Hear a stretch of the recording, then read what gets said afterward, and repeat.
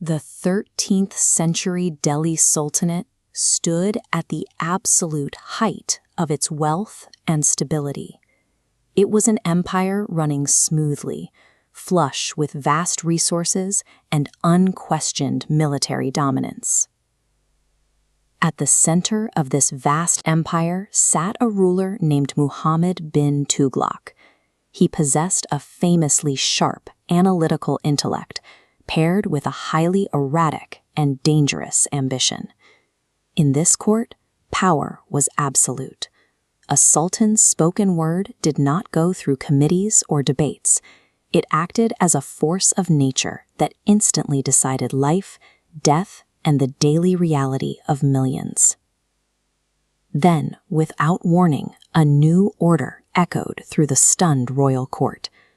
Delhi, the established capital, was stripped of its title.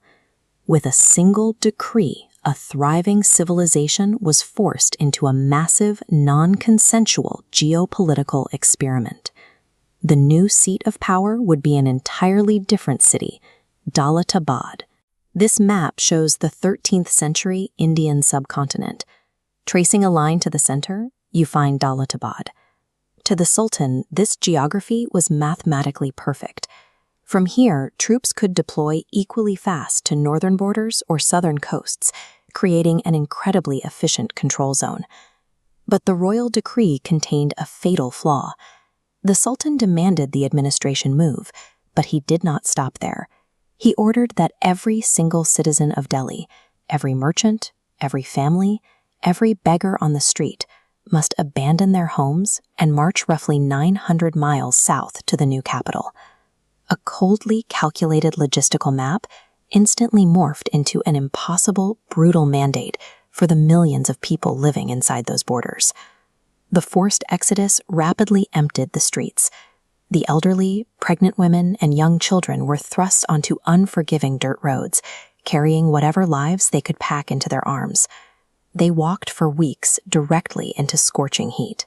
Food supplies quickly dwindled, and severe dehydration ravaged the slow-moving crowds. Every mile extracted a massive toll during this brutal journey.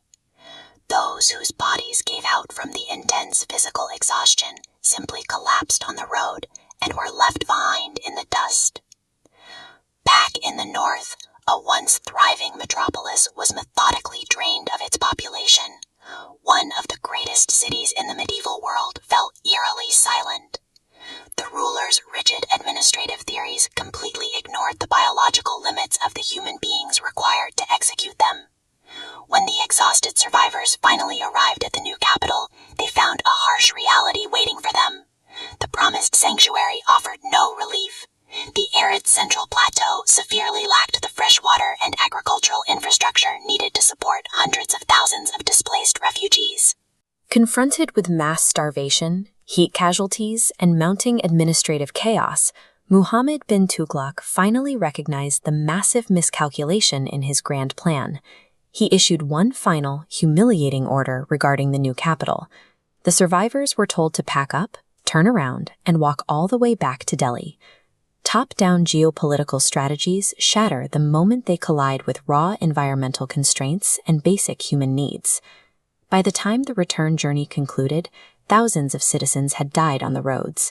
The immense human sacrifice served absolutely zero strategic purpose. The Delhi they returned to was a shell.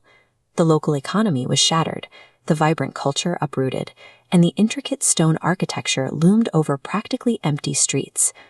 A mind celebrated across the empire for its unparalleled sharpness had directly engineered total physical and economic ruin.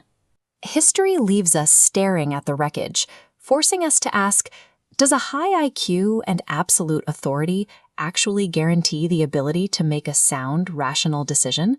When raw intelligence is divorced from human empathy and feeds only on ego, it inevitably engineers its own collapse.